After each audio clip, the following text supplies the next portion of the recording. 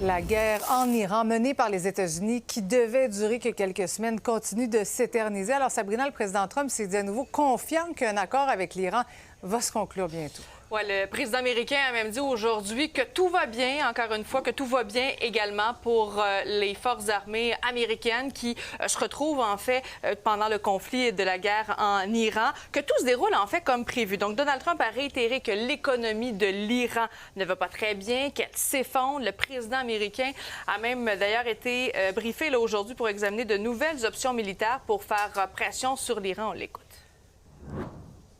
I mean, Iran is dying to make a deal. I can only tell you that. I don't want to get into the, but they cannot be nuclear. Other than that, but they are.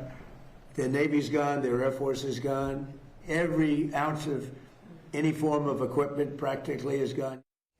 Pendant ça, Sabrina, il faut parler de la fermeture du détroit d'Ormuz là, qui continue de faire très mal à l'économie mondiale. Oui, il y a même des proches aujourd'hui de Donald Trump qui ont dit, pour ce qui est du prix de l'essence, que ce n'était que temporaire. Hein. On le sait, on le voit même, nous, le prix à la pompe, que ça augmente et que ça ne cesse d'augmenter depuis le début de la guerre en Iran. Mais tout de même, le président iranien a même dit aujourd'hui que le blocus naval est un prolongement des opérations militaires. Téhéran qui a même accusé les États-Unis de vouloir l'effondrement de la République islamique. Puis d'ailleurs, on a très peu de nouvelles du nouvel ayatollah d'Iran, mais on ne l'a même jamais vu. Mais là, il y a un message de sa part qui a été lu aujourd'hui par la télévision d'État.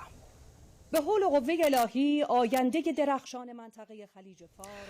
ce qu'il disait, il disait aujourd'hui, 2 mois après le plus grand déploiement militaire et l'agression menée par les tyrans de ce monde dans la région et après la défaite honteuse, c'est quand même assez particulier, défaite honteuse des États-Unis, il y a un nouveau chapitre qui s'ouvre pour le Golfe et le détroit d'Ormuz. C'est ce qu'il a déclaré aujourd'hui. Donc, ça demeure quand même assez nébuleux. Et là, pendant ce temps-là, on a le secrétaire général de l'ONU qui a dit, bon, évidemment, si on continue, en fait, de fermer comme ça le détroit d'Ormuz, bien, sur l'économie mondiale, ça va faire extrêmement mal, puis la souffrance pourrait se faire ressentir pendant vraiment très longtemps.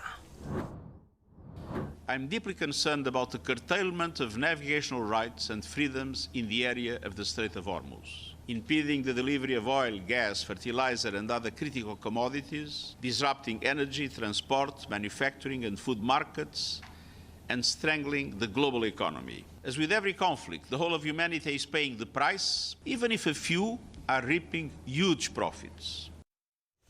Bon, je termine en vous montrant ces images qui ont été captées un petit peu plus tôt aujourd'hui. Vous voyez le couple royal, donc le roi Charles III et Camilla, qui quittent en fait Washington après avoir salué, bien sûr, le président américain Donald Trump. Et d'ailleurs, comme cadeau d'au revoir, pourrais-je dire, Donald Trump a dit aujourd'hui qu'il allait faire la suppression des tarifs douaniers sur le whisky écossais et le bourbon. Bon. Et ça, c'était en hommage, en fait, au départ là, du couple royal. Donc, on sait des fois, ça va bien, ça se passe pas bien, mais là, il a décidé d'enlever des tarifs. Il y a des bonnes journées, des mauvaises journées, toujours un peu dur à suivre. On ne sait jamais.